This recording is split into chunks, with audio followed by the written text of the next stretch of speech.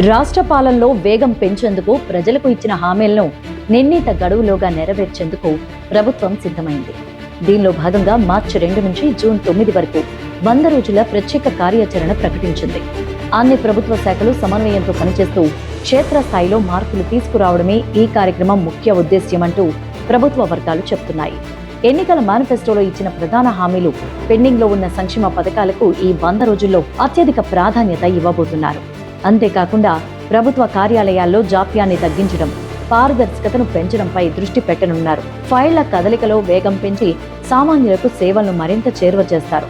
ప్రధానంగా విద్య, వైద్యం, వ్యవసాయంతో పాటు మౌలిక సదుపాయాల కల్పన శాఖలకు ప్రత్యేక టార్గెట్లను ప్రభుత్వం నిర్దేశించింది.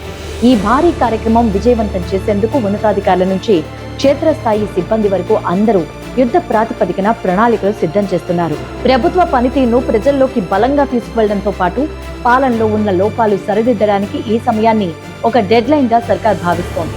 జూన్ 9 నాటికి ప్రతి శాఖలోనూ స్పష్టమైన మార్పు కనిపించాలని ఉన్నత స్థాయి నుంచి ఆదేశాలు వెళ్లాయి. సీఎం కూడా ఇటీవలే ఉన్నతాధికారులకు ఆ దిశగా ఆదేశాలిచ్చారు.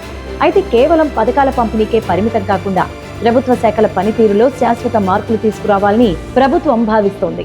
ప్రభుత్వ సేవలు ఆన్లైన్ ద్వారా త్వరగా అందేలా చూడడం, ఫిర్యాదుల పరిష్కార వేదికలను బలోపేతం చేయడంతో పాటు నిరంతర రివ్యూల ద్వారా పనుల పురోగతిని చెక్ చేయడం వంటివి ఈ ప్రోగ్రాంలో భాగంగా అన్ని శాఖల్లో అమలు చేయబోతున్నారు. రాష్ట్ర ముఖ్యమంత్రి ఆదేశాల మేరకు రాష్ట్రంలో వివిధ సంక్షేమ, అభివృద్ధి కార్యక్రమాలు అమలుపై 100 రోజుల కార్యక్రమాన్ని చేపడుతున్నట్టు రాష్ట్ర ప్రభుత్వ ప్రధాన కార్యదర్శి కె రామకృష్ణారావు వెల్లడించారు. రాష్ట్ర ముఖ్యమంత్రితో పాటు రాష్ట్ర మంత్రులు, ప్రజాప్రతినిధులు పాల్గొని ఈ 100 రోజుల కార్యక్రమంలో అన్ని శాఖల వారీగా విస్తృత కార్యక్రమాలు చేపట్టాలని ఆదేశించారు. ఈ సందర్భంగా వివిధ అభివృద్ధి, సంక్షేమ కార్యక్రమాలను రాష్ట్ర ముఖ్యమంత్రితో పాటు రాష్ట్ర మంత్రులు ప్రారంభిస్తారని, ఇందుకు ఇప్పటికే నిర్మాణం పూర్తయిన ప్రభుత్వ భవనాలు సిద్ధం చేయాలని సీఎస్ అన్నారు. ప్రధానంగా గ్రామీణాభివృద్ధి, మున్సిపల్, హెల్త్, ఎడ్యుకేషన్, పంచాయతీరాజ్, వ్యవసాయం, రెవెన్యూ, పర్యాటక, పరిశ్రమలు, మహిళా శిశు సంక్షేమం, గృహ నిర్మాణం, రెవెన్యూ, విద్యుత్, కార్మిక తదితర అన్ని శాఖలు కార్యాచరణ ప్రణాళిక రూపొందించాలన్నారు.